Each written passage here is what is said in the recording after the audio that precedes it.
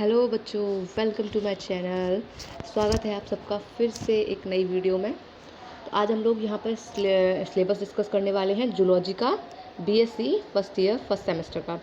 धीरे धीरे other semesters के भी सिलेबस इस चैनल पे आपको अवेलेबल हो जाएंगे और इस जितना भी ये सिलेबस आपको मिल रहा है उसके नोट्स भी बिल्कुल फ्री में आपको इसी चैनल पर अपलोड हो जाएंगे।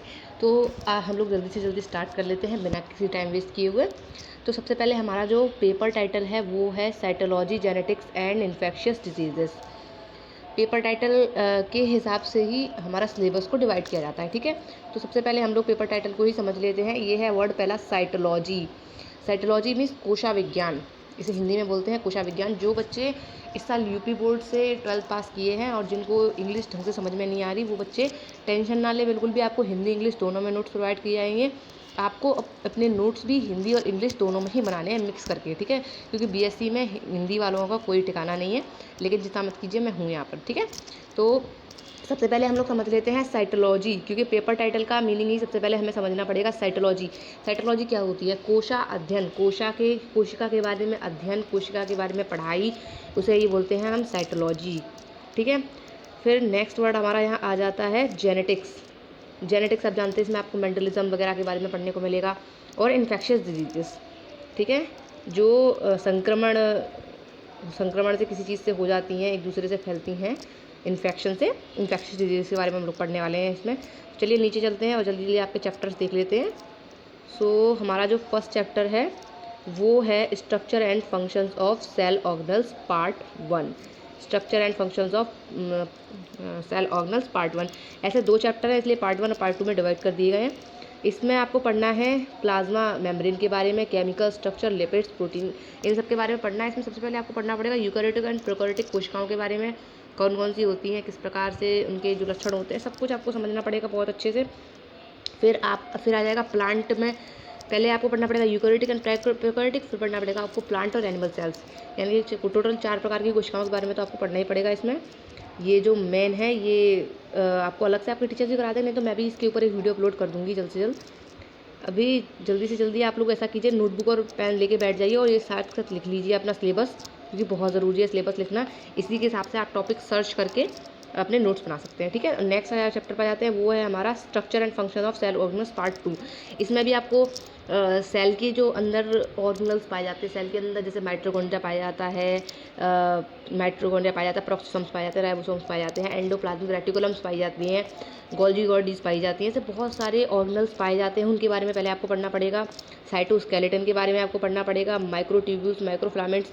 अब आप लोगों ने सबने बचपन से ये देखा है कि कोशिका कैसी होती है, गोल, लेकिन आपको ये पता है कि कोशिका के अंदर ये हमारा न्यूक्लियस हो गया, इसके आसपास एंडोप्लाज्मिक रेटिकुलम हो गई, ऐसे करके इस तरीके से यहाँ ऐसे फैली हुई है ना, यहाँ हमारी गोल्गी बॉडीज़ कहीं पाई जाएंगी।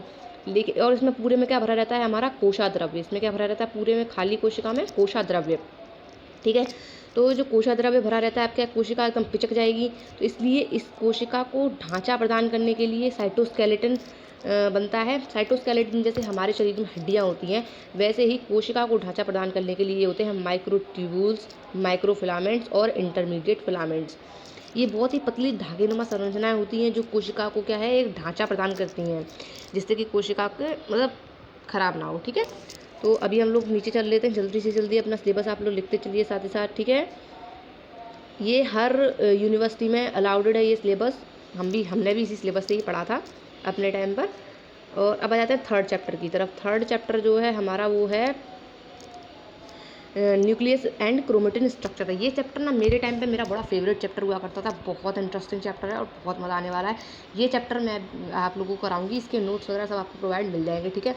इसमें आपको क्या है, न्यूक्लियस के बारे में पढ़ना है। न्यूक्लियस क्या क्या न्यूक्लियस जो होता है, जो कोशिका की पूरी गतिविधियों को नियंत्रित करता है, और क्रोमेटिन स्ट्रक्चर यानी गुणसूत्र के स्ट्रक्चर और उनके लक्षण, उनके जो कार्य हैं, उसके बारे में आपको पढ़ना पड़ेगा, ठीक है। अभी आ जाते हैं अपने नीचे और यहाँ आ जाते हैं हम लोग, देख लें यहाँ है हमारी cell cycle, cell division and cell signalling. ये है हमारा फोर्थ चैप्टर। फोर्थ चैप्टर में आपको सेल की साइकिल के बारे में पढ़ना पड़ेगा, किस प्रकार कोशिका डिवाइड होकर बनती है, किस प्रकार फिर वो अपना कार्य करती है और किस प्रकार फिर उसकी मृत्यु होती है, ठीक है। तो इसको बोलते हैं सेल साइकिल। इसमें पढ़ने पड़ेंगे आपको G1 G2 फेज, आपको आगे जाके पता चल जाएगा। फिर सेल डिवीज़न, कि सेल का डिवीज़न कैसे होता है, माइटोसिस, मियोसिस, समसूत्रीय और अर्धसूत्रीय विभाजन, सेल एक दूसरे को सिग्नल कैसे करती हैं, ये सब कुछ भी आप आगे जाके पढ़ेंगे, है ना। जैक एंड सेट पाथवे, ये बहुत इंपॉर्टेंट है और बहुत ही बढ़िया टॉपिक्स है, बहुत मज़ा आएगा आपको पढ़ने में इनमें। तो अभी तक के ऊपर के जो हमारे 4 चैप्टर हैं वो सेल के बारे में ही, क्योंकि हमारा जो पहला पेपर टाइटल का पहला टॉपिक है वो है साइटोलॉजी, यानी कि कोशा विज्ञान। तो इसमें आपको कोशा के बारे में, अब मैं पेपर टाइटल से आपको सारे चैप्टर्स मैच कराती हुई जा रही हूँ, ठीक है। अब हमारा आता है जेनेटिक्स, जेनेटिक्स वाला पोर्शन आ गया हमारा, ठीक है। जेनेटिक्स में आ गया आपको मेंडलिज्म, मेंडलवाद सबने पढ़ा है, वही 6, 7, 8 क्लास से सब पढ़ते आ रहे हैं। मेंडलिज्म एंड सेक्स डिटर्मिनेशन, जैसे मटर के पौधों पे उन्होंने क्या क्या एक्सपेरिमेंट किए थे, कौन कौन से 3 लॉ दिए थे मेंडल ने, वो सब आप पढ़ेंगे इसमें। बहुत इजी है आपको। यहाँ इंग्लिश में जो बच्चे हिंदी में उनको समझ में नहीं आ रहा होगा, हिंदी मीडियम वालों को, हिंदी में भी मैं जल्द से जल्द नोट्स प्रोवाइड कराने की कोशिश करूँगी, ठीक है। तो आपको इसमें पढ़ना पड़ेगा मेंडलिज्म एंड सेक्स डिटर्मिनेशन, बहुत सिंपल और बहुत अच्छा चैप्टर है ये। हाँ, इसमें एक टॉपिक और आता है Drosophila sex determination in humans, ये भी बहुत अच्छा है। एक ड्रोसोफिला एक मक्खी होती है, फल मक्खी बोलते हैं जिसे, उसके बारे में भी है। तो अभी हम लोग नीचे आ जाते हैं। नीचे हमारा चैप्टर नंबर है 7, चैप्टर नंबर 7 में है extension of Mendelism gene and environment, ठीक है। Extension of Mendelism genes and environment, ये भी चैप्टर आपका जेनेटिक्स से ही कनेक्टेड है, क्योंकि मैंने पहले ही बोला था कि पेपर टाइटल से ही आपका सिलेबस निर्धारित किया जाएगा। इसमें भी आपको ये चैप्टर भी काफ़ी अच्छा है, पर ये इतने इंपॉर्टेंट खास चैप्टर नहीं। साइटोलॉजी वाला जो आपका टॉपिक है, जो पोर्शन है, वो सबसे मोस्ट इंपॉर्टेंट टॉपिक है। और ये इन्फेक्शंस डिजीज़ वाला, ये 8th चैप्टर, हाँ ऐसी बात नहीं, मेंटलिज्म से भी बहुत क्वेश्चन फंसते हैं और बहुत अच्छा है और बहुत मज़ा भी आने वाला है पढ़ने में आप लोगों को। अब हमारा जो 7th चैप्टर है, सॉरी ये वाला 6th चैप्टर था, ये है 7th चैप्टर। 7th चैप्टर है हमारा human chromosome and pattern of inheritance. Human chromosome, मानव के गुणसूत्र और उनकी उत्पत्ति, उनका जो भी कैसे वो बनते हैं, किस प्रकार वो कार्य करते हैं, वो सब इसमें पढ़ाया जाएगा। ये भी काफ़ी बढ़िया चैप्टर है, बहुत अच्छा है ये चैप्टर, मैंने भी पढ़ा था एंड काफ़ी मज़ा आने वाला है इस चैप्टर को पढ़ने में भी, ठीक है। लास्ट आपका 8th नंबर जो चैप्टर है वो है इन्फेक्शियस डिजीजेस। इन्फेक्शियस डिजीज़ में आपको मेनली जो पैरासाइट है पढ़ना पड़ेगा, ट्रिपैनोसोमा, जियार्डिया एंड बुचेरिया। ये कुछ पैरासाइट्स हैं जिनके बारे में आपको पढ़ना पड़ेगा। जियार्डिया को ग्रैंड ओल्ड मैन भी कहा जाता है, ये आंत में रहता है, ऐसे छोटे छोटे ये बहुत ही सूक्ष्म जीव हैं।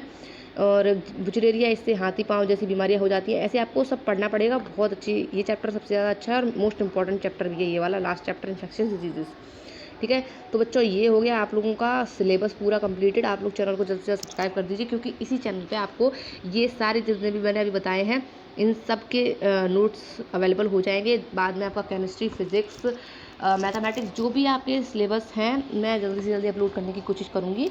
और आप लोग भी बता दीजिए कमेंट में आपको और क्या क्या चाहिए, मैं सब कुछ इस चैनल पर अपलोड कर दूँगी। ओके, चैनल सब्सक्राइब कीजिए, वीडियो को लाइक कीजिए। Thank you, bye bye, take care.